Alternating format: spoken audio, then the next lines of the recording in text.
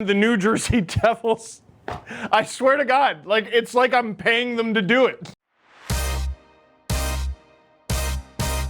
Oh, hi again. Yeah, it's me, it's Steve. I'm not in the blue room anymore. You can stop complaining about that. Producer Drew, who is real, is here again. You can stop complaining about that. And Phil Kessel was the best right winger of the past decade. You can keep complaining about that. It was my list. Too bad. Like, I don't read the comments. You make me sick. Please keep watching. I hope you do. But yeah, don't be mean to me. Well, he was actually the best. Well, make your own list. Oh, Sportsnet will hire anyone. Prove it. I've been holding this in since Festivus. I got a lot of problems. You want dang-its or not? All right. Hey, hi, Steve Dangle here with another edition of Steve's Dang-Its, where we talk about the worst of, sort of, from the past week in the NHL. Just plays that made players or coaches or officials or fans say, dang it.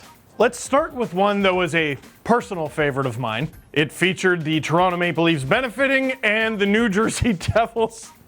I swear to God, like it's like I'm paying them to do it. Just show it. How is it always them? Wanted to go to the point for Ceci, took it away from Hughes. Nylander stays on the puck, goes to the net, and a roll off the stick, scores! Kapanen puts it by Blackwood, and the Leafs win it in overtime, 5-4. And I think the Devils put this one in their own net.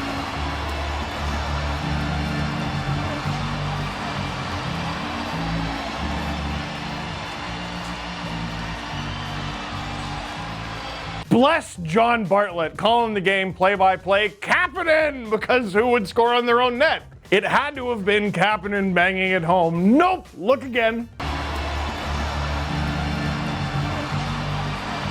Oh, Damon Severson just dang-it's the thing. Didn't whack it, he dang-it-did the puck into his own net. And I love it. He didn't swear, he didn't bang his stick, break his stick, he just held his head in shame. Damon Severson in overtime, I mean, that's as bad as it gets, right? Except he's not even the only Devils defenseman to score on his own net over the past couple of years. Sami Vatanen did it. Andy Green, their captain, did it. Leave a comment down below. How many of you just learned that Andy Green is the Devils captain? That's right, Andy Green, Devils captain, following up Bryce Salvador. Anyone can work at Sportsnet. How about anyone can look that up? Oh, Devils, I'm so sorry. But to start off 2020, to start the new decade, we're gonna start it the way it ended.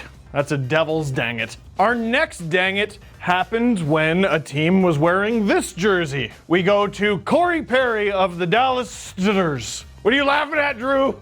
You don't laugh at the storied franchise, the Dallas Stars. Pollock run into by Austin Watson, and a shot went through a cluster of players, and a collision now. And down on the ice is one of the Predators. There'll be a penalty coming up. Yeah, that's Ryan Ellis is down, Doc, and Corey Perry got a load of him. Well, Doc talked about the big hit by Austin Watson right here. Hard on Roman Polak, clean, hard at the point of attack. Up high, Corey Perry's going to engage with Ryan Ellis, and the Nashville bench is screaming. They want a 5-minute penalty. Peter Laviolette not happy at all. Right in the middle of your screen, right out there. There's the collision with Perry and Ellis. Could not tell if there was a forearm or an elbow, but Ellis down and just finally getting back to his feet. Yes, a right elbow by Corey Perry. Peter Laviolette really been vocal, and you don't blame him.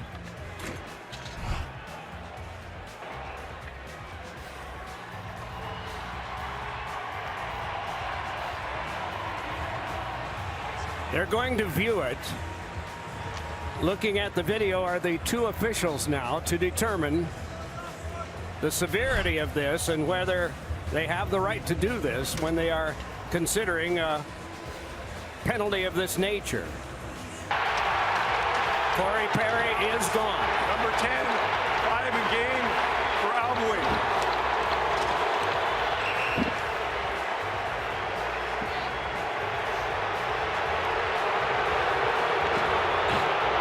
Well, Well, geez, this is terrible. So early in the game, Corey Perry doing Corey Perry things, brains Ryan Ellis right in the head, and he's kicked out. Now, I saw a lot of debate about this hit online, some people defending it. I didn't really see anyone defending it. I saw people going, well, I don't think Corey Perry meant to. And you know what? I'll throw it out there. I don't think Corey Perry meant to. I also don't think it matters. Complicated rule. Don't hit guys in the head. That's it. He did it. He gets kicked out. Only problem is he got kicked out in a football stadium, and so he's got this walk of shame that WrestleMania would be jealous of. Dude, look at how long this takes. Can we get a counter?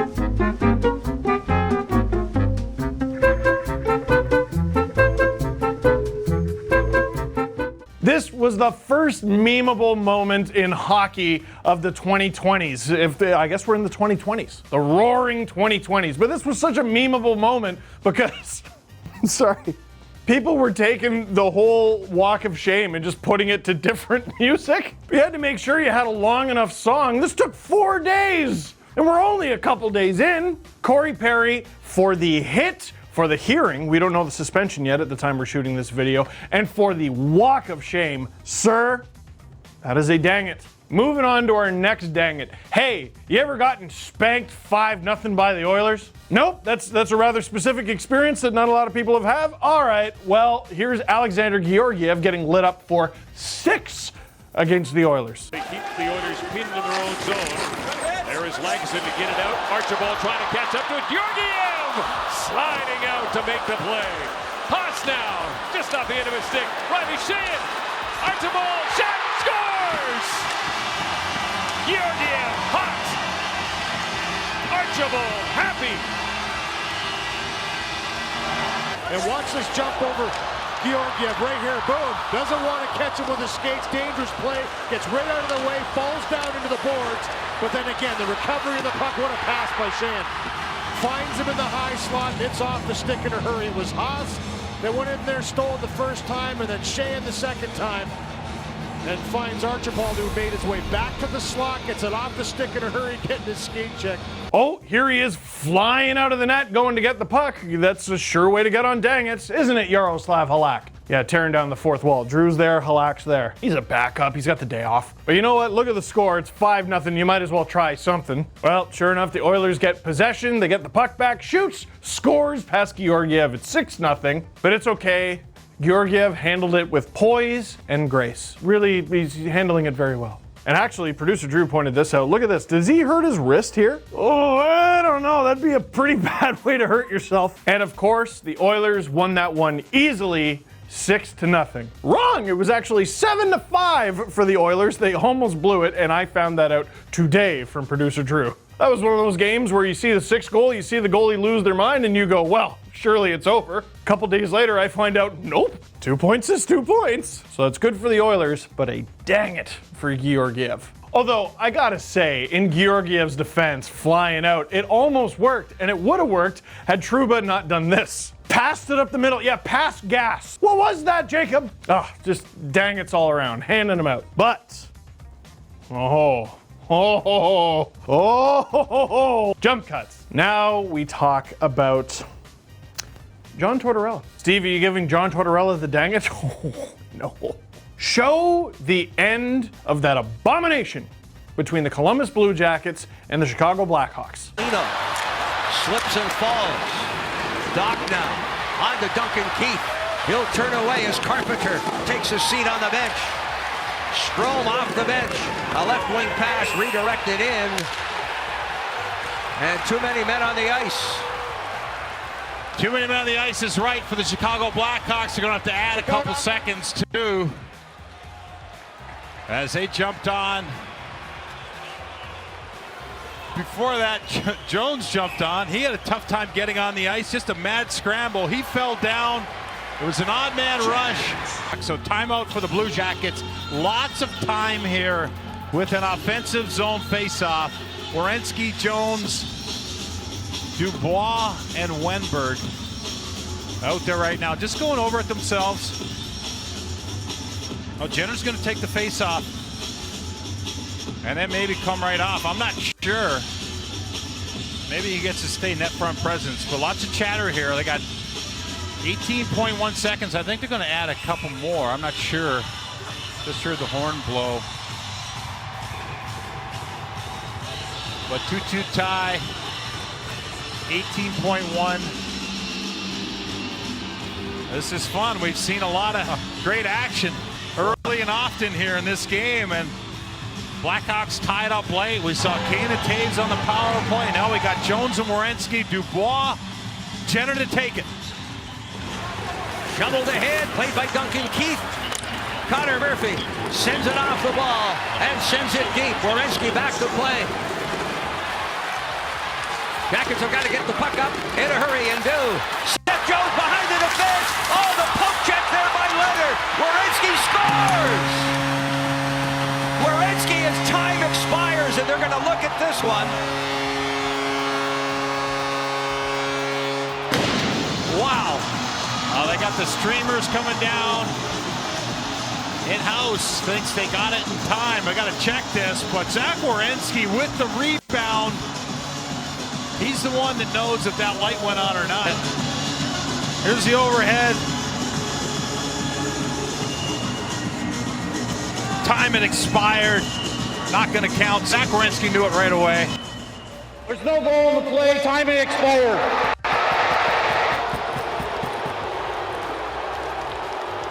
Okay, very interesting. So this touches on some things that we've talked about before. The Chicago Blackhawks, they took a too many men on the ice penalty in overtime. And what's interesting about that is there's less than 20 seconds to go in overtime. I still say that should affect something. Because otherwise, the final 30 seconds is just going to be anarchy, people trying to decapitate folks. I mean, why not? You're trying to win the game, and you might lose the game if you don't do it. So just go ahead. There's no repercussions. Just go. Okay there, bud? Anyway, doesn't matter. Columbus gets the power play with... Wait, how much longer is left in overtime? What's going on with the score clock? Can we see that again? What? So... To me, it looked like the clock continued to run for maybe 0.3 seconds or something like that, something very small after the whistle. It's a minute difference. It's something that happens all the time. They'll probably fix it, right? Oh, and even more so, it continued for another second thereabouts for some reason. Ha! It's such a silly mistake, but it can happen. You ever sneeze when you're pushing a button? That's probably what happened. Achoo! It's okay. Columbus, they barely even have a power play anyway, but they're going to want as much time as possible, and they're owed that time. That time passed for no good reason. It was definitely an error. They're about to fix that, right? Here you go.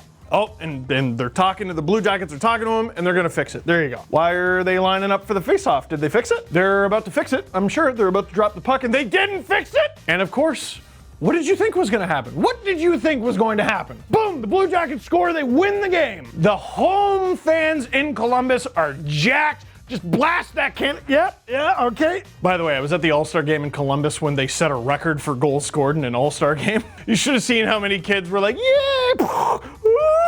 Kids just getting traumatized left and right. You want to go to a hockey game again, Timmy? No. Well, you're definitely not going to want to go again when you discover that this goal actually gets called back because the Blue Jackets scored it after time had expired. But here's the thing. Look at the thing. Look at the goal. Look at how soon after the final horn it went in. Time had expired. Forget the 1.1 seconds or whatever it was that came off the clock for no good reason. If they had added that initial 0.3, that little nothing, the Blue Jackets win that game. They have an extra point in the standings. They have their starting goalie. But no, the home fans do not get to see their team win. The game goes to a shootout. Jonas Korpisalo, who has been carrying the burden for the Blue Jackets this season, one of the only reasons they're still in the playoff fight, goes down. Taves gets the word, picks it up, quickly comes in, Korpisalo almost to the hash mark, scores! Oh, Jonathan Taves with a quick move. He starts with a lot of speed, and he builds it from the blue line, comes in as he fakes forehand, Backhand, he doesn't go all the way, just goes 5-hole there. Just opens up Korpisalo and slides that puck through. No, he's favoring that right leg. This is not a good sight at all. Oh boy.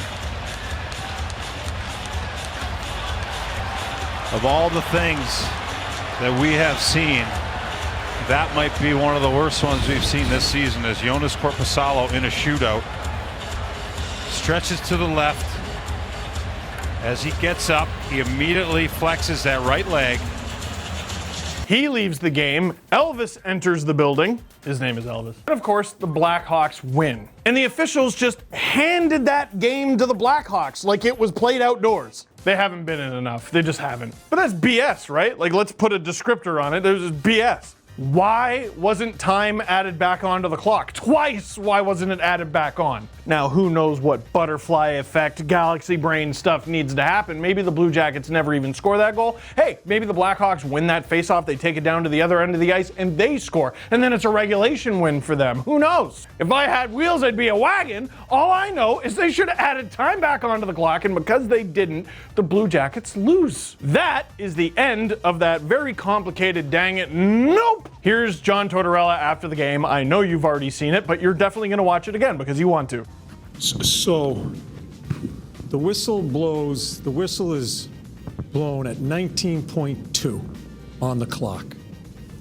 For some reason, the clock is run down a second and a tenth to 18.1. For whatever reason, I have no idea. So instead of resetting the clock, we have them tell our captain we're not going to do it. Toronto doesn't step in. Refs don't do their freaking job. And now we lose the game, and we lose our goalie. So the chain of events, if it was done right, we don't lose our goalie, we win the hockey game. So all this technology, right? The technology and getting things right, the stubbornness tonight by the officials and by the league and Toronto, however it's supposed to work, screws us. It's ridiculous. I'm not taking any. Screwed us! Sing it, John! Surely the NHL will be understanding. And by understanding, I mean they released a statement the next day that, as a bad student myself, I know what a poorly written essay looks like. And it was several paragraphs of word soup. Just dip your spoon in there, and there's a P, there's an A, there's an L, and that one's an elephant. Pal. Just pick 3 letters at random, all right? It's soup.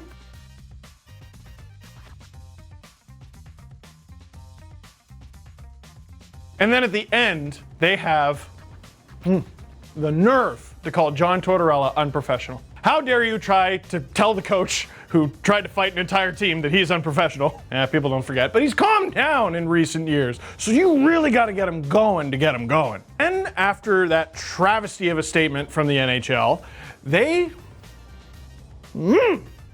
had the nerve to fine him $20,000, which I have seen before.